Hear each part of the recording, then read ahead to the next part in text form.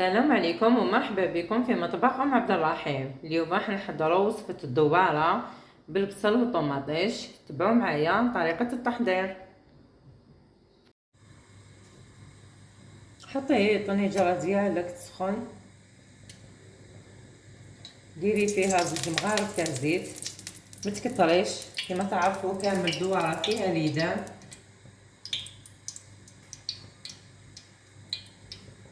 هنايا الدوارة ديالي راني طيبتها مليح، يعني راه دخلها طياب.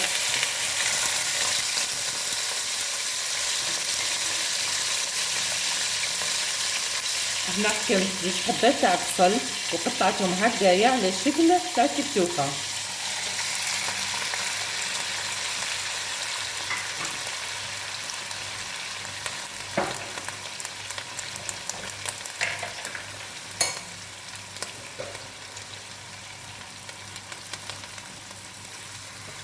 هكذا خلطي كلش مع بعضه.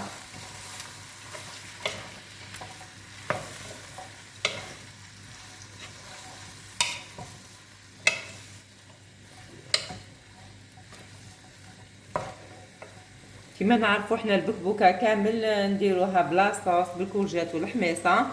حبيت ندير معكم هذه الوصفه بصل وطماطيش.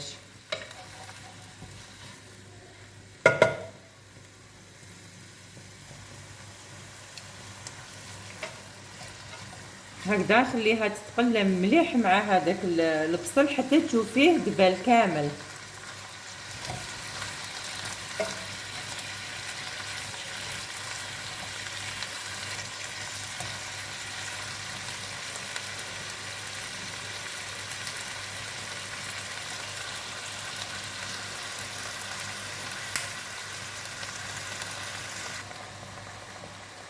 هنا زيدي هذاك الراس تاع الثوم. هنايا حكمت 2 حبات تاع طماطيش يكونوا حموره، قطعيهم هكذايا رقاق كيما راكم تشوفي.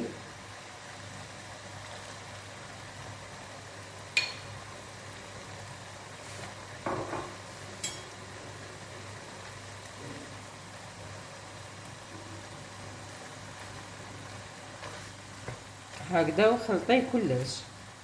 هنا الدواره ديالي انا كي غليتها راه دخلها طياب مليح.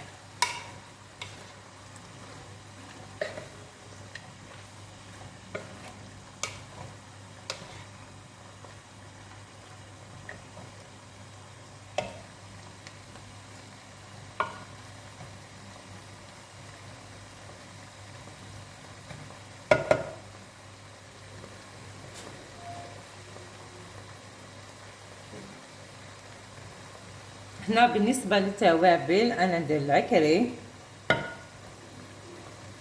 مغرف يعني، وندير الفلفل الكحل، ما نكترلهاش التوابل.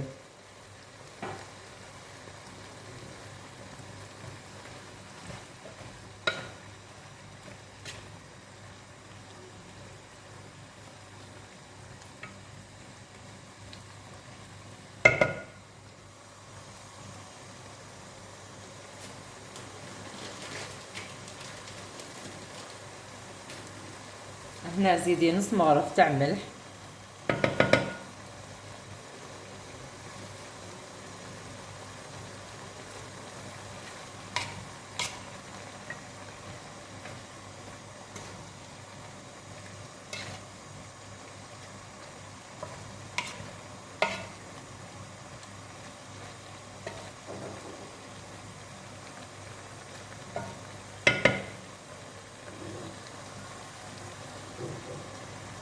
زيدي هذيك المغرف تاع طوماطيش تاع لي بواط اللي هي طماطم مصبره.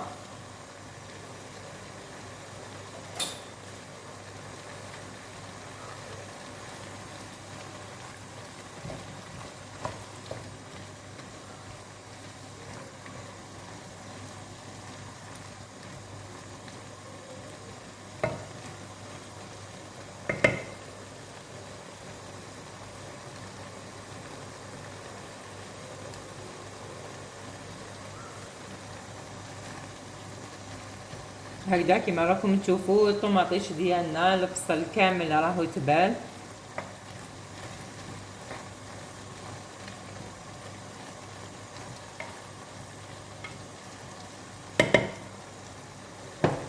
هنا مرقيها بالماء السخون. كنت دائما ننصحكم في لي فيديو ديالي كي تقليو الحاجه تمرقوها بالماء السخون هكذا.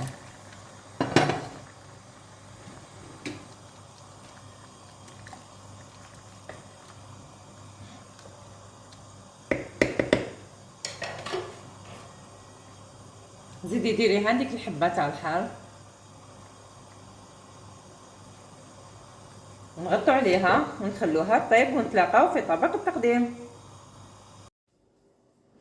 هذه هي الوصفه تاعنا بالنسبه لنهار اليوم، اللي هي دواره بالبصل والطماطيش. واللي عجبتها الوصفه دعمني باللايك والاشتراك، وبارك الله فيكم.